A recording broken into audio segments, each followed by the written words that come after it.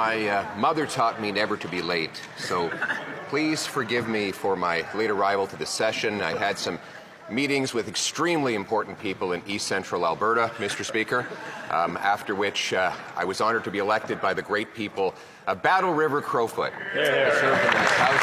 I thank the great Damien Kirk who made it possible, and I thank the Prime Minister for calling a prompt by-election. I wonder if one day he might regret that decision. But in a spirit of good faith, I wonder if he agrees that our goal should be a Canada where hard work is rewarded, where food and homes are affordable, where streets are safe, where borders are solid, and where we're all united under a proud flag. Right Honourable Prime Minister. Mr. Speaker, I'm sure I speak for all parliamentarians in welcoming the member for Battle River Crowfoot back to the House of Commons. He may notice a few things have changed since he was here last. The largest women's caucus in Canadian history, and a spirit of collaboration that was shown in the opening session, including in the passage of the Build Canada Act and the Projet de Loi du Bloc Québécois. Prime Minister mentioned how much had changed, and it's true. I look around this place, and when I left, there was a Liberal Prime Minister who was making excuses about breaking promises, running massive deficits, costs, crime, chaos were all out of control. And whereas today, we have a Liberal Prime Minister breaking promises, making excuses, running massive deficits with costs, crime, and chaos out of control. There's a lot more debt is what there is, Mr. Speaker.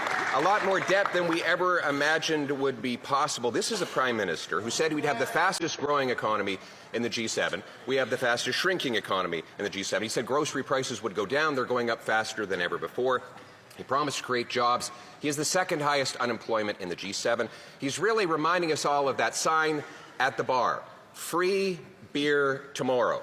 But you come back the next day and the beer is still not free, and tomorrow never comes. Mr. Speaker, why is it that all of this Prime Minister's promises of yesterday turn into today's disappointments? The Right Honourable Prime Minister.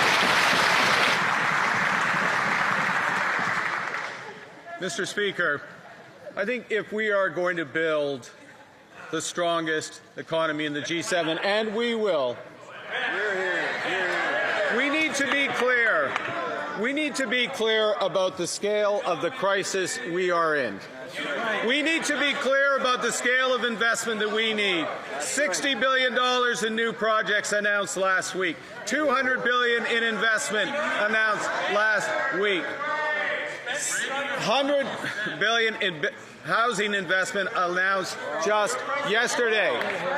That's the scale of what we need. How big is the deficit that the Prime Minister is running?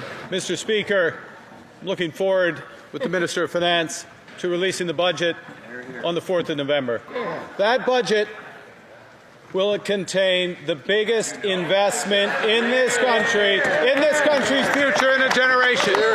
Building homes, building new port infrastructure, new trade corridors, new energy infrastructure, building the strongest economy in the G7. Well done. Hello friends, I welcome you back again to my channel.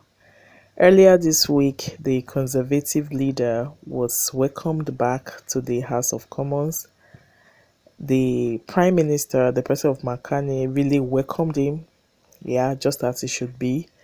And you can see that Poilievre was also filled with this kind of happiness. You know, when you have not been in a place for a long time.